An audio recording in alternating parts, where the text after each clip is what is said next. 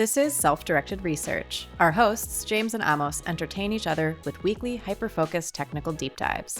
James brushes the surface of his topic this week with How is Software Safety Certified? Make sure to like, follow, and subscribe wherever you find us, and visit sdr-podcast.com/episodes for all the presentations, videos, show notes, and transcripts. And as usual, stay tuned to the end to hear more about Depot, the sponsor of this episode. So James, what do you have for us today?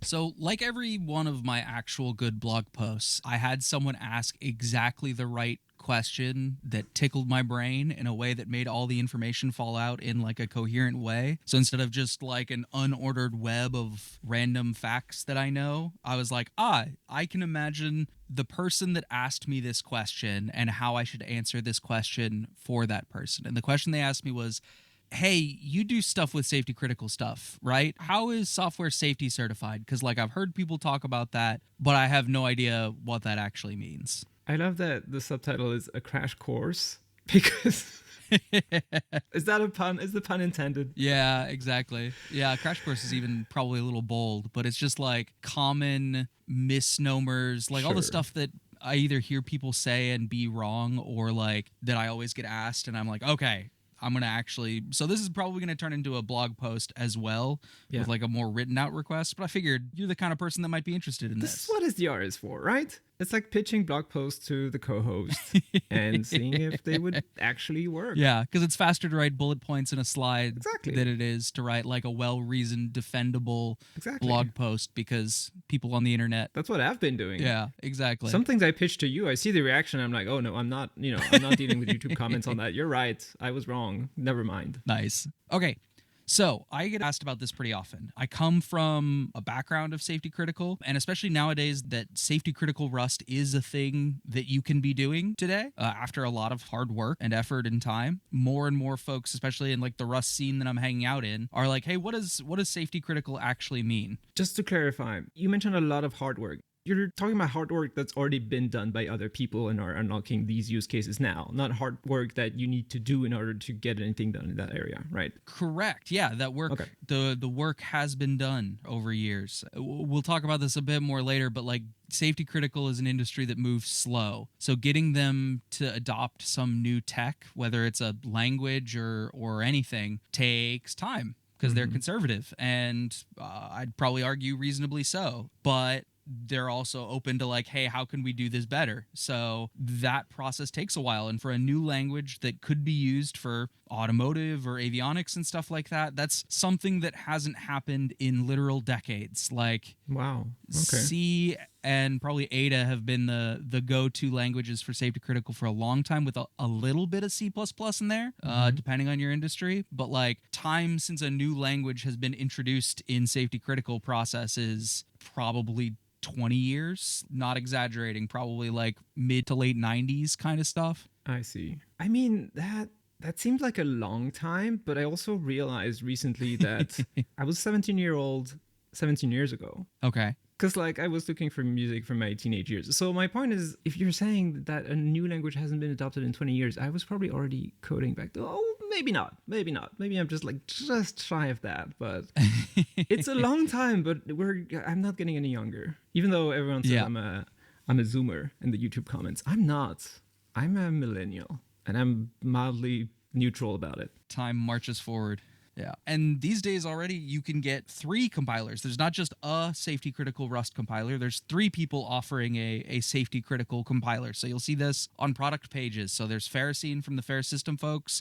Adacore is adding Rust support to their existing Ada. Is it Ada or Ada? I don't know. I have no idea. I always forget. You're the authority on this, as far as I'm concerned. Yeah, should be. They're adding it to support to their toolchain. Hightech is another one. They make compilers for a specific flavor of very popular chips that are used in automotive. And I say very popular. They're very popular in automotive and nowhere else in the world. So if you haven't worked in automotive, you probably have never used the Infineon Tri-Core processor from Infineon. I sure have not, but I'm not the target audience for this. But when we had a chip shortage, cars were affected. But now you're telling me Yeah. in cars we use things that nobody else uses. So I don't know, like same causes, different supply chains, or how does it work? It can, yeah. I mean, a lot of stuff goes into automotive. So that's just like the CPU that's running code, but you need a lot of other stuff. You need like voltage regulators for power supplies or analog circuitry for comparing voltages and stuff. So I'm not sure if these chips were ever in shortage because they're really only used in these niches, but there's a lot of periphery stuff that goes into laptops and phones and stuff like that you know, is more common with automotive stuff. But yeah, I used to work at Safety Critical. I started my career in avionics. I did gas detection for a while. I've done some industrial, like robotics-y kind of stuff. And then when I was at Ferris, I looked into a lot of other safety standards because we were starting Ferricene at the time. So like I've done quite a bit of this, not as much recently because I've been more on like connected devices and stuff. So my knowledge might be a little out of date, but like I said, these industries don't move super fast, and we're only going to hit the high notes here on this. This is probably not going to give you enough to ship your first product, but enough to get like the vague idea of how it works. I'm just curious, did Ferricene start because you had that specific skill set and background, or did you join Ferris because you had the background they were looking for? Well, I started Ferris with Felix and Florian, and we were getting embedded stuff going like at the beginning of Ferris, and at the time I didn't realize you were a founder. That's embarrassing. Yeah. I mean, I was there for 3 years. I've been gone as long as I was there at this point. So I just assume everyone's been there at some point, except me. It's a rite of passage. It's a shibboleth that I don't have. Yeah. I know that this industry moves slowly, and someday I want to get back into these industries and things like that. Well, there's no rush. Literally. Yeah. It'll still be there when you're ready. I joke about it. Sometimes you have to start 5-year fights. And like, 'cause sometimes there are fights, you just have to keep working on it for 5 years before it's a thing. And so I was like, well, if it's going to be a 5-year fight, we better start today. I just started one of these. I've been working on Facet. This is not a Facet episode, but I'm excited for the Facet episode. So am I. And we need something from the compiler. So much going on. The compiler team reached out. They were like, hey, is there anything you need? And I made a little shopping list, like, oh, that'd be nice. Like, I need that in const and whatnot. And then I asked, hey, do you have any sort of ETA for that? And they're like, looking at the track record for this, maybe 5 years. So, you know, stay tuned for season 3 of self-directed research in 2030. But I mean, it's one of those things, you got to start. And it's one of those, if you want the industry to move, someone had to push it. And so I started just yelling about it. And I talked to people for like 2 years, and it didn't feel like there was a lot of progress. And then right as I was actually leaving Ferris is when we started really getting some traction, and people started to be interested, especially in automotive. And so all the work of actually following through with this was not me. So like I was part of planning the initial plan and like talking to people and selling them on the idea, and having them in a lot of industries, you just need to not surprise people. So like you kind of have to talk about stuff for years before they go, oh yeah, I've heard of someone talking about Rust for Safety Critical. That makes sense. So they don't have that immediate rejection like, that sounds silly. I've never heard of that before. But that's cool, right? Seeing your work pay off, even if you're not here. Because I've left companies and then things kind of fell through, like all the things that I tried to start, and that doesn't feel good. So I think I would be happy to see that all my work paid off, even if I'm not there anymore. Very much so. Yeah, like I said, it's what I wanted to happen, even if I wasn't the one who was going to do it. But at the time, I couldn't think of anyone but me who was going to do it. So, you know, you got to pick some fights. So, James, I can see in your notes here that safety is like me. It's non-binary. Yes, exactly. So this is another one of those things where people are like, oh, why don't we just have safe software? Why, like, there's just safe software and there's not safe software. And that's one of those things in this process where there really isn't a binary, because there's no, like, if you were thinking about something like a bolt that goes into a bridge, what does it mean to have a safe bolt? Does it hold the capacity that it's rated for? Yeah. Does it resist corrosion if it's going to be outside for 40 years or something like that? Yeah, you have to think about the whole system and all the constraints, and Yeah, so I mean, like, a component can do what it says it does, but it's not like in and of itself safe or not. Safety is a property of like the whole thing. Like the bridge is safe because we picked bolts that are corrosion resistant and, you know, girders and concrete and whatever. And we set up a schedule for maintenance. Like that is safe. I'm so glad you picked bridges because nobody gets mad when we compare bridge engineering and software development.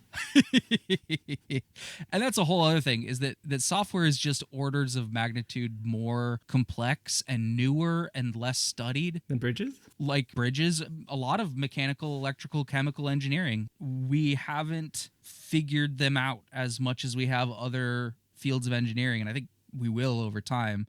But also, software is just trickier. So it's not that we suck at it; it's just harder. Yeah, I see. Yeah, that makes me feel good somehow. It's a good podcast. I like it. And the other thing is, there's no one size fits all approach. Like, safe means different things in different contexts. What you'd put in an airplane, there might be different levels of like, hey, this is what keeps the airplane in the air, versus, hey, it would be really annoying and distracting if this failed, but it's not gonna like ruin anyone's day, kind of thing. So like, it really depends on what you're doing, the industry, or even like the country that you're in, and like how you're gonna use the thing. So you can't just be like, I wrote a safe operating system scheduler, like, because safe is a property, like it gets too crushed down to just one word of safe or not. And I would imagine that there's a cost aspect to all this that we probably hate to think about. But let's say you're one of several companies offering something, you have to win the contract, right? I would imagine. So if you go too far at the end of we made everything 3x what it needs to be, then it's too expensive and then your thing never even gets on the market. Is that realistic at all? Or Exactly. For sure. Like, there's material engineering that goes into bolts and stuff like that. And then like how large or heavy they are is important and stuff like that. So you could have big chunky, 30 centimeter thick bolts for everything, but then the bridge won't work because it's too heavy. And the same way, like with software, you could spend 5 years shipping a component, but if the people don't care, like if you're not doing it for that level of criticality, it's a lot of extra work and formalism. Like, you could be doing 20 other things. You could write a web app in Rust. Yeah, exactly. That's what I spent 5 years doing. It's working. Hey, it's research. With research, there's no whatever. This is more, integration's not the right word. Practical application, applied research kind of stuff. It's just, if you don't get money out of it, just start a podcast about it. That's not true. I get money about it. There's a whole area of research that I think is interesting, which is research in the open for content, which is basically what we're doing. Yeah. But that's a story for another day. I mean, it could feel better. Doing it for content is not a sentence I like to hear, but we're not like doing pranks or something. We're just, okay. Some of my Rust projects, maybe. I don't know. Well, Nerd Day is dead. Yeah. I mean, there's something to be said about, like, you're always doing research for someone. Right. Doing research with the goal of making it understandable and entertaining is one way. It's an alternative to writing grants. You know what I mean? Like, the alternative is convincing a company that it's in their R&D interest to do that. Mm-hmm. Whereas, like, if someone's learning metallurgy and has a YouTube channel about it, and they're doing research and they're publishing the results and things like that, but the way that they get paid is not by a company paying them to do that research, but just because the research that they're presenting is entertaining enough for people to follow, like the folks that listen to this podcast, then it's interesting to me. I don't know if it would apply to all fields, but I do think it is, like, that or folks who like run museums and stuff like that, and they appeal to a wider audience by putting stuff online where they can increase their audience and get funding for like a regional museum that would never have that many people's eyes on whatever their museum is building. You know what I mean? I think you're right on as to the benefits we get from this work being public. But for me, I think it's also a way for the both of us to find ourselves in a call and discuss things. And I think Facet has been shaped by season 1 of SDR when we talked about serializers. And I was like, how much can we do with declarative macros? And then I was like, wait a minute, we don't need declarative macros. We were like, what about stack-based stuff? And now, like in Facet, I want every serializer and deserializer to be iterative and not recursive, because why blow up the stack if you don't need it? You can make your own stack. It's fine. We need to focus. Okay. Back to the so topic. The term that you're going to hear in a bunch of this, it's not the like concrete definition, but you'll hear the term functional safety. Mm-hmm. And most industries, their approach to safety critical is based around the concept of functional safety. And functional safety is too broad for me to go into a definition or where it comes from or anything like that. But I'm going to pull out the parts that I think are most core to the whole concept, because we only have so many minutes here. Is it basically checklists, like surgeons have checklists? We'll get there. Okay. So the first principle is that failure is statistical. Everything can fail. There is no such thing as a perfect component. to some level of within 1 million hours, this many percent will fail or things like that. All failure is statistical. Like any single component, whether we're talking about a bolt or a spring or a line of code or a resistor on a circuit board or the humans that are reviewing all of those things, everything can fail and will fail. There is no perfect, infallible, fails 0% component. What's the company that publishes numbers for hard drive failures? Backblaze. It's always a fun read. Yeah. You go, well, I will have fail safes. Like I'll have a fuse. Even fuses fail at some point. We designed them so that they fail very rarely, but even some fuses can fail in a way where they don't actually break the circuit. And so they keep doing that, or they have an arc across them or something like that. Yeah, for the people who don't know any electronics at all, right? Any electricity stuff. So normally you have a fuse, which usually is, in most cases, like a little barrel-looking thing that just has a very thin chunk of wire in it. And when you put too much power through that wire, it melts and it breaks. Or, there's a lot of different ways you can build fuses. But the idea is that if you have some problem, like a short circuit where power is flowing in a way that it shouldn't, instead of burning the component up or even burning your house up, you have one component that fails above some limit. Because it's designed to fail at a certain level. Because like the wire is a certain length, a certain diameter, more importantly, and certain material and whatnot. Is there gas in like the chamber? It depends. So some of them are just like in a glass tube so that when it melts, there's nothing there to like continue completing the circuit.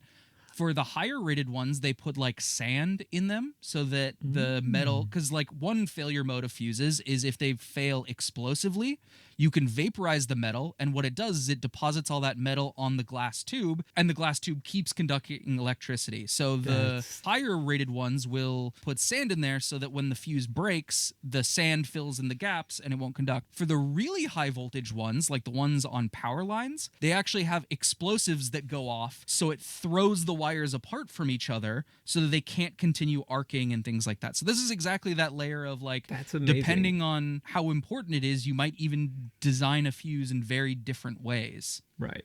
The important part is that everything can fail. And we're just talking about how do we make things fail less often, because we admit that it can never be zero. So how do we say one of them fails every 1,000 hours? How do we take that to how does it fail every 1,000,000 hours or something like that? We're reducing the leading zeros in the failure rate. And like before, you have to take the whole system into account, right? Because it's the weakest link kind of deal. Exactly. Because systems are made out of components, and every component can fail, and no system can fail less often than how often its components fail. Like a bolt that we were saying, we can't say the bridge lasts longer than the bolts are, with some caveats of if there's redundancy or things like that. But in general, you can't have a system that's markedly failing less often than the components that make it up. Yeah. Speaking of bridges and maintaining them, I was watching there's the XKCD What If. They have video series, and one of the what ifs was, what if the sun went dark? And mostly people are like, well, we will all freeze and die. But here they had like 9 upsides to the sun going out, like no time zone, so you can just do business. Everyone is on a coordinated time zone. Everyone's on UTC. And one I didn't see coming is you don't need to maintain bridges anymore because the oceans are frozen. So you can just lay down, road on it, and just cross. Everyone just gets spike tires. Exactly. And since we are talking about safety critical, because all these things that I'm saying so far are true everywhere. Like you do this in all engineering. Hey, how do we make sure our washing machine lasts 5 years or 10 years or something like that? You got to think about, hey, what can fail? Like what goes wrong on that? But the difference with safety critical is that failure has a very specific price. And in safety critical, those prices are deaths, injuries, and financial damage in that order. And we say that deaths are more important than injuries. Injuries are more important than financial. And financial is something like property damage or equipment damage or anything like that. But we really have to say, like, no, really, if stuff goes wrong, people could die. Yeah, but thanks to some lawyer, you can put a number on that as well. I forget his name. You can. I mean, whether you put a number on it or not, like, those are the stakes that we're working with here. I agree with the order, for that matter. Yeah. So because there's those tiers to those, there's different levels of diligence that you might do where you go, look, if this piece of software is life or death for someone, we're going to put a lot more effort into it because we know like how serious the stakes are versus like you were saying, that might be doing that for something that's just an inconvenience for someone, or you go, oh, it might burn out a motor and that's annoying, but whatever. Like you might put a different level of diligence on that, whether that's like what you do because you're doing your best or like what you're legally required to do before you sell that thing. I have two things to say. I cannot stop interrupting you, James, today. It's been a while. I've missed you.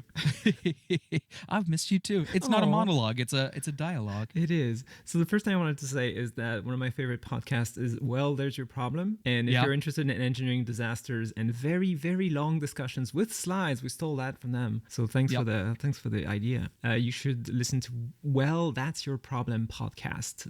WYTG, whatever. You get it. And the second thing I wanted to say is it true that planes used to have more engines because we didn't know how to make them more reliable, but now they only have two because even if one fails, you can you can fly with one? Where did I hear that? Yes, I might have mentioned it, but I mean, there's a standard called ETOPS, which I can't even remember what the actual acronym is. It's like enhanced something, but the joking name is engines turn or passengers swim, because this is the standard that you have to follow, because when you're flying like over the ocean, where if something goes wrong you can't turn around and quickly land at the closest airport, you're like 3, 4, 5 hours, and ETOPS is usually rated by how far you are from the nearest airport. And like you're saying, back in the day, we used to say for ETOPS type stuff, or for long range flights like that, you wanted at least 3 engines, or ideally 4, so that if 1 or 2 of them failed, you could keep going into your destination. But now we're at the point where both engines have gotten more reliable and engines have gotten more powerful. So your typical 2-engine plane can actually take off with just 1 engine. And so we've said that they are now high enough reliability that the chances of 2 of them failing at the same time is low enough that we can now have planes that are allowed to go over long distances that only have 2 engines. But yeah, it's exactly this kind of like, we figured out how to do it better, and the failure rate is low enough where it's now an acceptable risk for the gain that it is not having 4 engines. The taking off with just 1 engine is breaking my brain, because I'm still in game dev mode from when I was a little younger, and I like imagining one point where you apply force and the plane going whee, spinning around out of control. Does that mean that they choose the altitude of the plane? Like, what if there's no airport within 1 hour flying? What if you go over the desert or something? What do you do? So if you are flying that route, then you have to be in an aircraft that is rated for that. To land in the desert. Okay, if you're flying far enough from an airport, you have to have an aircraft that is rated to be able to handle like 1 engine out with no problem. Sure. If both your engines are out, you need to crash land. Oh well, you're done now. Like, you will just land as best as you can. There's no real rating for that.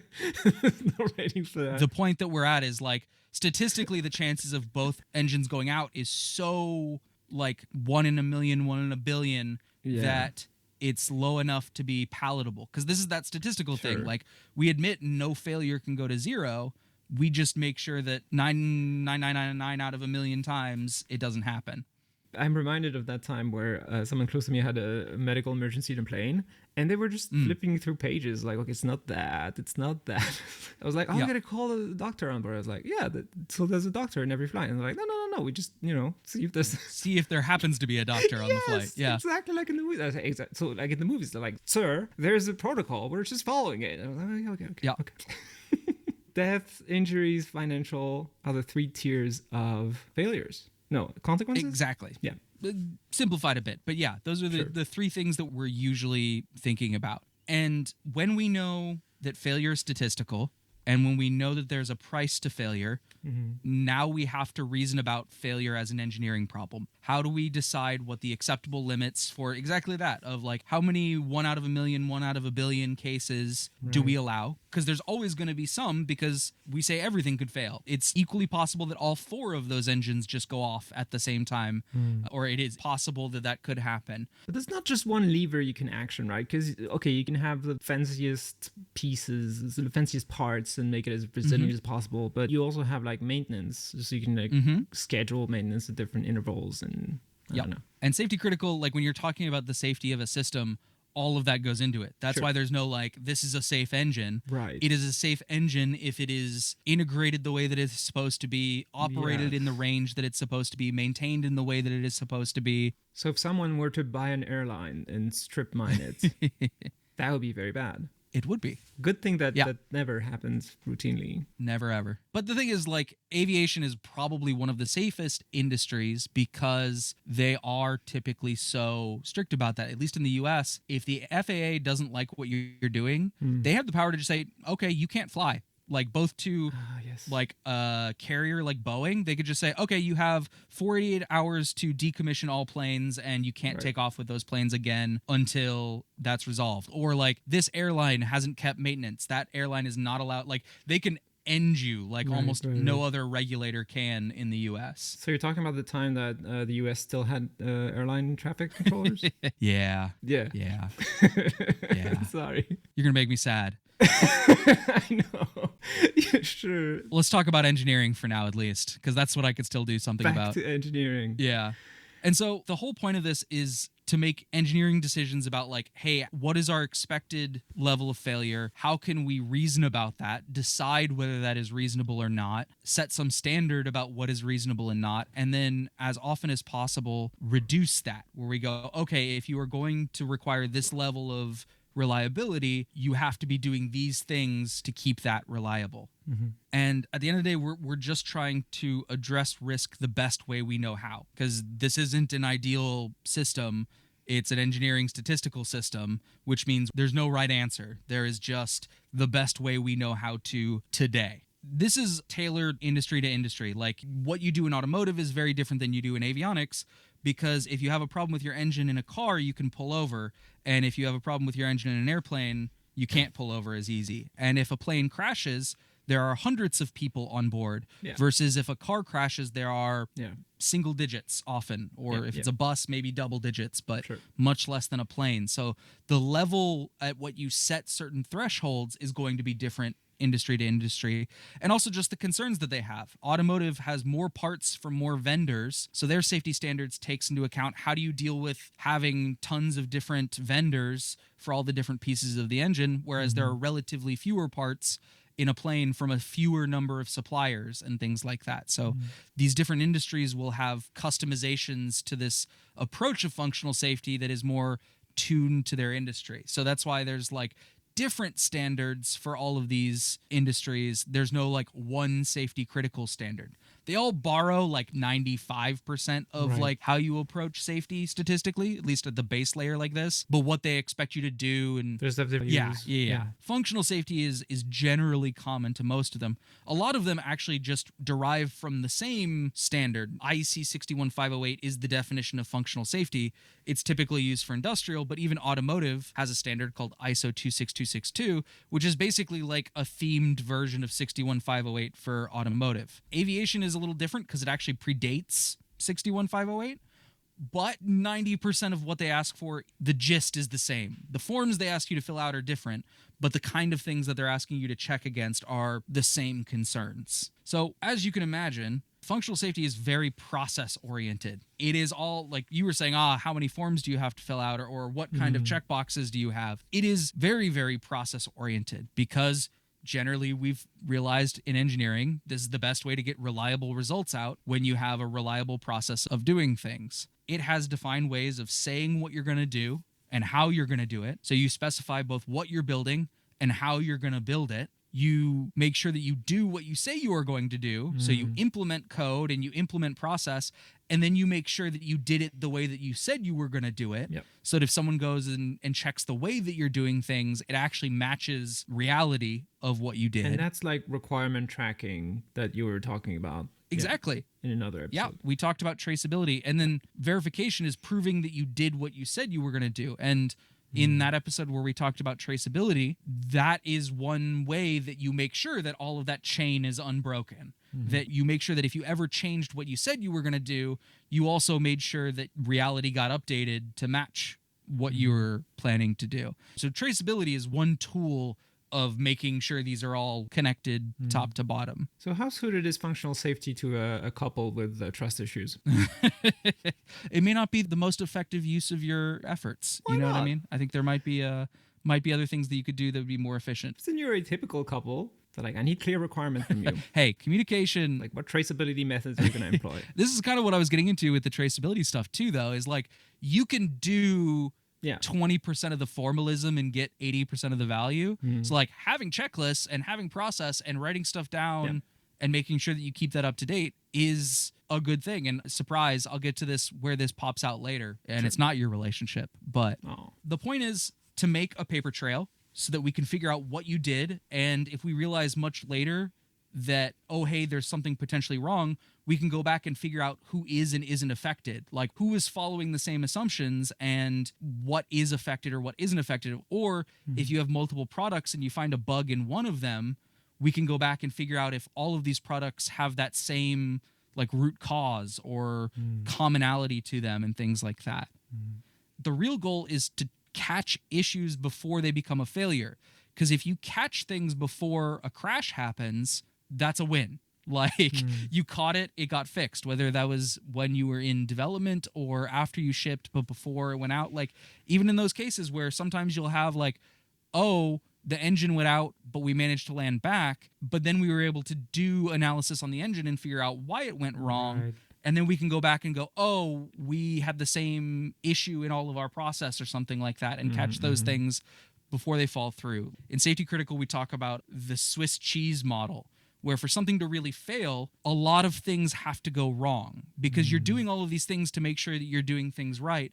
And for something to really have to go wrong, it had to be missed in requirements, implementation, testing, usage. No other fail-safe had to have caught it. And so it's called the Swiss cheese model. It's because it's like stacking up pieces of Swiss cheese with holes in it. And for an actual failure to happen, you have to be able to go all the way from the top to touch the table. So you're basically giving yourself the most possibilities here to catch things before it's actually a line of holes in a stack of cheese. So the amount of paperwork is by design. It's like redundancy also in the process. The things you have to do and why you do them are there. How verbose it has to be and how much knowledge you have to do it is they haven't figured out a more efficient way to do it. You know what I mean? Like the formalism is the most effective way they've known how. That doesn't mean it's perfect, but yeah, the gist is there. In the case of like the plane had an engine go out and it was able to recover and to still go all the way or something to the destination, you would call that an issue and not a failure? Like this is just because I thought we would catch issues in verification because I'm naive and I never worked in the industry. Well, we said that a failure is a loss of life, injuries, or equipment. So an engine failure is not a failure. So that would have been a failure because it caused a damage of equipment, but we would have treated it as a low... But then I'm sure. It's not a big deal. Like it is a failure because the engine went out and it is a failure. And then we have to decide, was that engine going out just, hey, we said it's 1 in a million. This was the 1 in a million. You know, there was a crack in the engine blade. They just have a crack after a million hours and... it can happen. I happen to have the IEC 61508 page, Wikipedia page open, and they define some words that are very fun. Frequent is many times in lifetime. So speaking of relationships, if you're having frequent intercourse, you know what it means now. It's a couple times in your lifetime. Well, it's failures per year. I don't know if that's what you want to call it. Probable is several times in lifetime. Occasional is once in lifetime. Remote is unlikely in lifetime. Improbable is very unlikely to occur. Incredible is cannot believe that it could occur. And then the consequence categories, there's 4 of them. Then catastrophic, which is multiple loss of life. Critical, loss of a single life. Marginal, major injuries to one or more persons. And negligible, minor injuries at worst. So it would not even be negligible if there was an engine failure, but they still managed to land where they were going to go anyway. Exactly. Chances are people wouldn't even know on the plane. And that's the system working. That's interesting. Even though a component failed, if that makes sense. Yeah, that makes sense. Yeah. So... and the reason we want to give ourselves all that margin is because everything can fail. Like an engine blade can fail, but also the person whose job it was to review that you did it right could have missed something. They didn't have enough coffee that day. They didn't sleep well. They missed something that they had an opportunity to catch. So we give ourselves all this margin. They used an LLM to review the thing. Another thing is that only really end products are safety certified. So like in an airplane, it might be like a weather radar or something like that. You will have a safety certified weather radar that this is a whole component or a whole item. And this is one of those blurry things where it depends on the industry and how it's integrated. So like you might ship a safety qualified thing. It still needs to be integrated correctly into the rest of the airplane. But your real-time operating system is not really something that just is safety certified because it's just a component of a larger system. And context matters. As you explained the definition of this, I'm having a special thought for the people who installed the AC in my apartment, and it is blowing cold air directly out the door of the room. And therefore it is completely inefficient if you have the door even slightly open, which you need to if you have cats. So yes, I know what you mean, James. It's not critical for sure. Yeah. But this is one of those areas where context matters. It's only as good as what they bounded it to be. And when we have things like libraries or tools, they're just a piece of the process along the way. And when we have a programming language or a compiler, those are just tools. Those are a way of achieving the system that we are building, which means they can't by themselves really be safe. But there are safe ways that you can use them to build something on top of that. What you can do is you can spend a lot of effort and design your library, your real-time operating system, your compiler, your language up to a safety standard. So you can say it has checked all the boxes that you need to. We have documents and requirements and traceability that say we've conformed up to this standard for this piece, which means then if you're building a larger system, you can make a very compelling case like, hey, we're using tools and components that were up to this standard. So even though we didn't do it, it was done up to a standard, which means that we can confidently use it. Versus if you just found something on the street and integrated it, you have no idea that that's up to a standard or not. Yeah, I guess that's something that's difficult to conceptualize for people who don't do engineering, but that's also why you don't need to test every single copy of a component that you make. Well, especially software, I guess, but like you design it, you test a sample. It's all probabilities. Not everything you use has been tested for thousands of hours, right? Not the copy you have.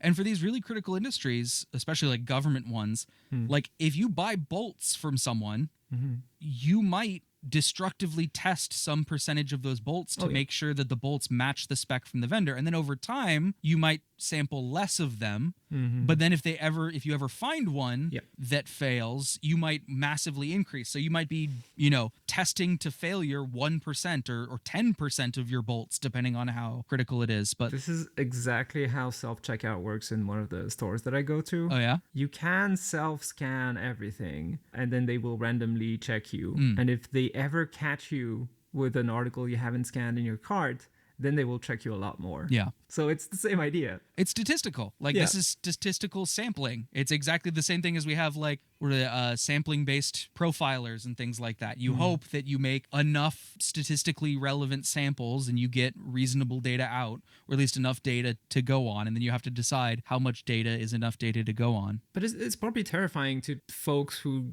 cannot, I don't know, like part of me is like that. Part of me is like, no, we need zero failure, not just the small number. We can't rely on maths for this. But there is no zero failure. I mean, I'm divorced, so I know. Yep. At the end of the day, everything is statistical. I know. Yeah. And this is why, just adding safety afterwards, especially for any non-trivial component like a compiler or an operating system or something like that, going back and trying to make a safety case for this or putting together that paperwork so someone can use it is often so difficult that it's just easier to start over and do it the right way from scratch. But explain that to folks using C++. This is all I'm thinking about. Do you have something else in mind with that slide? What do you mean? Like, just add safety. For me, it's like all the papers around, we can add safety to C++, but actually not really. And starting over is like Rust or some other languages. Yeah, I mean, what I was going to say is just components, because this is one of those hey, why can't I just use some library as part of this? It's good. I've been using it for a while. Why can't I say it's because you can't make reasonable statistical assumptions about something because what we've said in the process is if we don't know that you've done it this way, then we can't say that it fails a normal amount for software developed in this way. And when it throws the other math that we're doing to decide, is this system good enough? it throws all of those numbers off, or it just makes it like an unsolvable equation. But for that, like for your whole homegrown network stack that you're making, do you take that into account? Yeah. Do you like not use certain libraries because they haven't been developed the right way? No, because I'm not developing for safety critical. And if I was... Because it's not safety critical. Yeah, right. It's not. Because that's one of those things that I might do some of the detailed design work that might leave some breadcrumbs that might make it possible later. But you wouldn't, because even though all of the stuff that I'm saying about functional safety is good, and I think it's a good way of doing it, it is overly burdensome for most applications. Like, if the cost of failure is low enough... Yeah. If you need a light switch that's remotely controlled or whatever, like that's... Yeah, you don't need all the safety critical stuff. Yeah. Because the failure is you don't have lights. Because that's the other thing, is you have to say what could go wrong. And if anyone wanted to use my network stack in safety critical, then yes, I would have to assume that. But right now, it's research. So like... It's a good tip about anxiety in general. What could go... Like asking yourself the question, what could actually go wrong? I mean, it's not going to immediately make your body go calm. But it does... Sometimes for me, it helps to run through the actual scenarios. Especially things in relation with cars. I do that too. I keep reminding myself cars are made for idiots. They're trying to avoid lawsuits. They have standards. They like the failure modes are not that terrible. And if they are, then it's someone else's problem because I'm not here to deal with it anymore. Yeah. So that helps me a bunch. I mean, that's one of those things that's in this formalism is there's a FEA or FMEA, which is a failure modes and effect analysis, which is basically you just sit down and you brainstorm all the possible ways anything could go wrong at any layer, and then you game it out, usually in like a tree, basically, of like, if this fails and this fails and this fails and this fails, how many steps do I have to go to get to death? Or like, does it ever terminate in death? And then you work backwards, and if you go, oh, if this one resistor fails, death. Then you go, well, then that resistor needs to not fail more often than this, because that becomes like the limiting reactant for my entire system. It's like the causal profiler, where you can, like, if you want to find how to make your program go faster, you can just instead make some components go slower,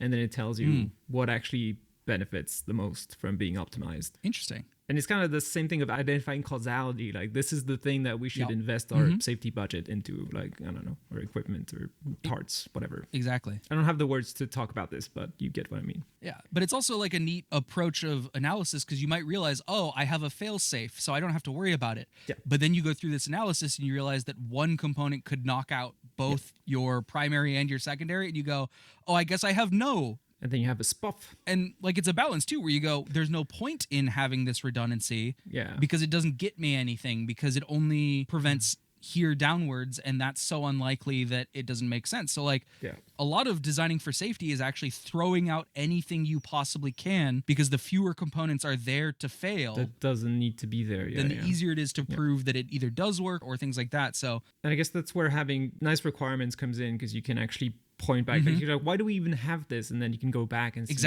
why you do, and see if you can actually get rid of it. Exactly. So working backwards is almost always harder than just rewriting for any non-trivial thing. True. But the Rust compiler is a fairly rare exception as far as off-the-shelf software goes. It was a software project that a ton of diligence was done on along the way. There were documentations of what it was supposed to do and what it was not supposed to do. Documentation of the decisions that were made, when they were made, who they were made by, who they were checked by. There were reviews of code and decisions. There's been continuous integration testing that's automated continuously since it's existed. This has all been in writing, in public, with a linear Git history that you can go back and look at the decisions all the way back to before 1.0. If that sounds like everything that I've been talking about for functional safety so far, it is.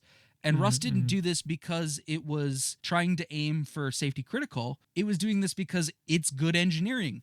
Yeah. And you just do these things for things that are important to get right. Mozilla realized that from like a more safety perspective, or just a good engineering culture perspective. So like they had this culture of setting the project up like that, and it actually laid a huge amount of the breadcrumbs. And this is one of those things that I realized when we were having those initial discussions at Ferris of like, how reasonable is it to have a safety critical Rust compiler? And I go, look, the Rust project is checking so many of the boxes that they're probably doing this better than a lot of folks who are like doing safety critical stuff, or at least they have a more like cohesive approach to it for doing these kind of things. And it's why it was so quick. There was like 2 years of convincing people that it was a good idea to do. And then once people got on board, it took them about 2 years from when I left to when they had the first qualified version of the compiler. And like for an off-the-shelf open source component to go from nothing to safety qualified in that time is like bonkers quick in the safety critical industry. And it's because Rust had a lot of this safety case already made, which meant you didn't have to go back and rewrite a huge chunk of it. You had to define how it should be used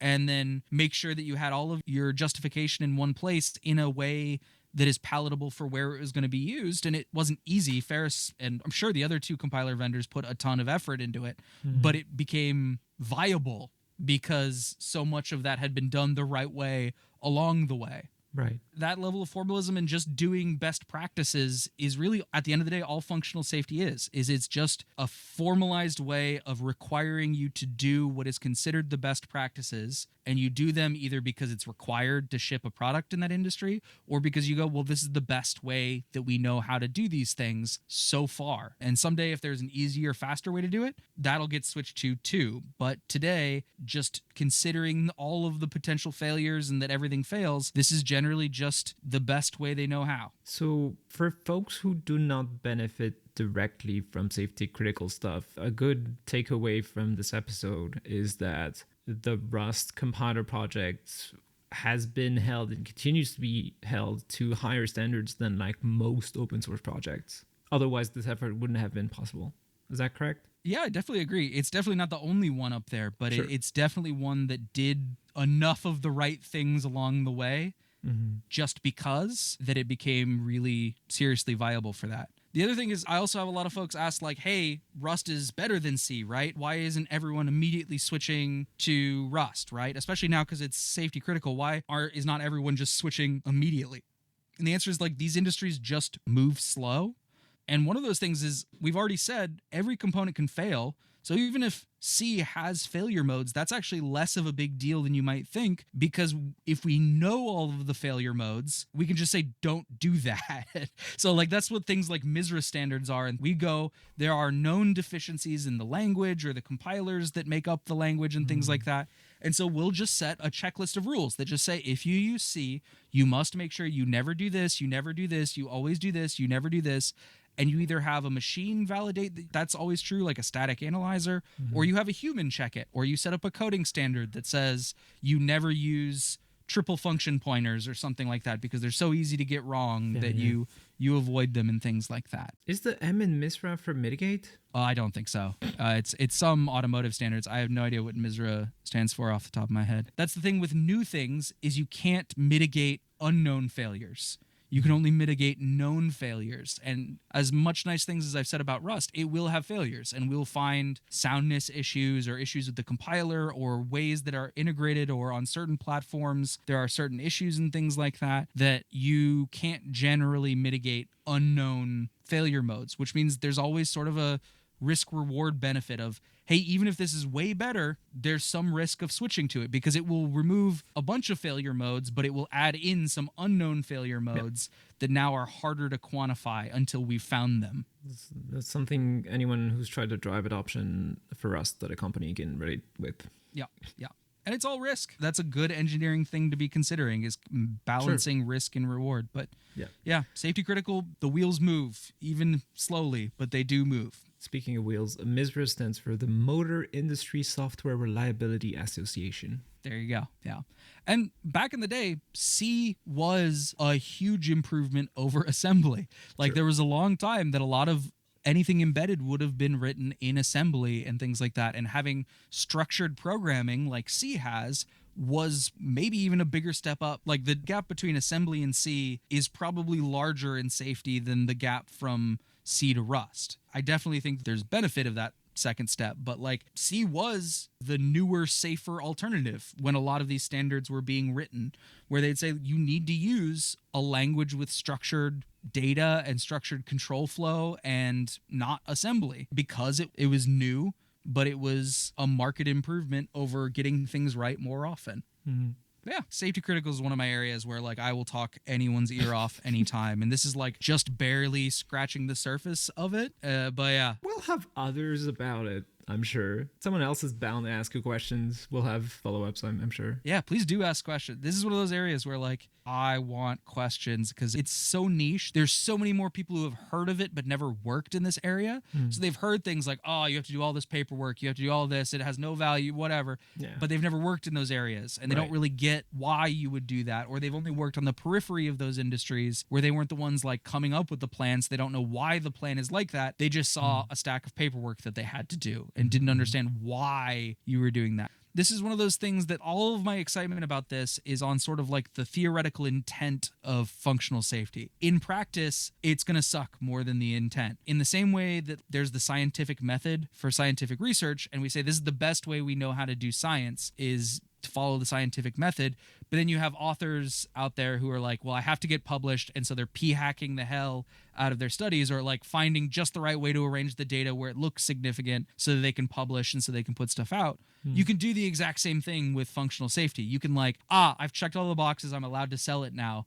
But you just checked the boxes and like you've kind of missed the whole point of it. Like this is one of those, it's like that in any field, but I definitely think if you just check the box, it's just a lot of overhead. There's very little value unless you like take it to heart why you are doing these things. But if you really do approach it with that mindset, especially with like the knowledge of how bad it can get if you don't, then it's still an imperfect system, but it's still a useful system. And it's like continuous, because even once you ship a product and it's integrated somewhere, you still want feedback from your customers, right? To integrate it to the next versions and like do maintenance, recalls, whatever you need to do.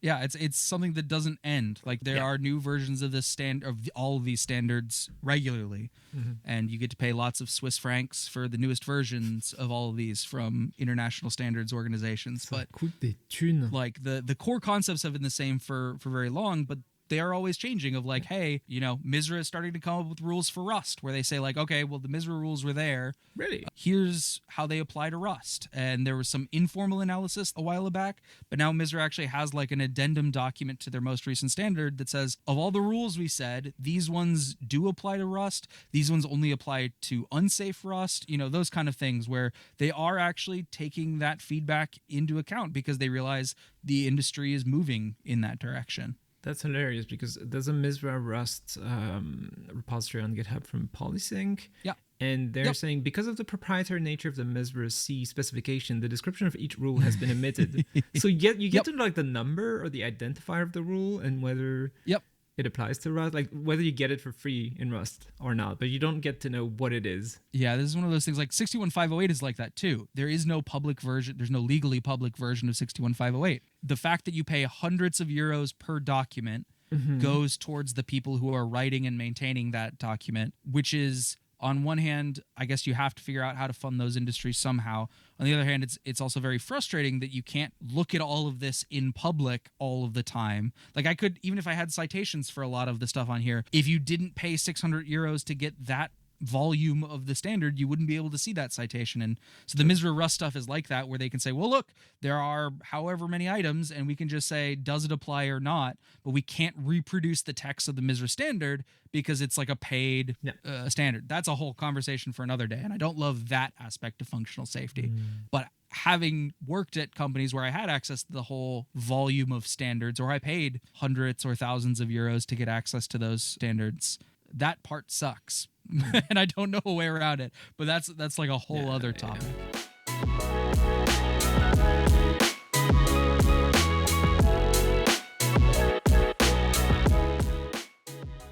This episode is sponsored by Depot, the build acceleration platform that's on a mission to make all builds near instant. If you're tired of watching your builds in GitHub Actions crawl like the modern day equivalent of paint drying, give Depot's GitHub Actions runners a try. They're up to 10x faster with unlimited concurrency, faster caching, support for Linux, macOS, and Windows, and they plug right into other depot optimizations like accelerated container image builds and remote caching for Bazel, Turbo Repo, Gradle, and more. Depot was built by developers who were tired of wasting time waiting on builds instead of shipping. It's made for teams that want to move faster and stay focused on what actually matters. That's why companies like PostHog use Depot to cut build times from over 3 hours to just 3 minutes, saving tens of thousands of build hours every week. Start your free 7-day trial at depot.dev and let them know we sent you.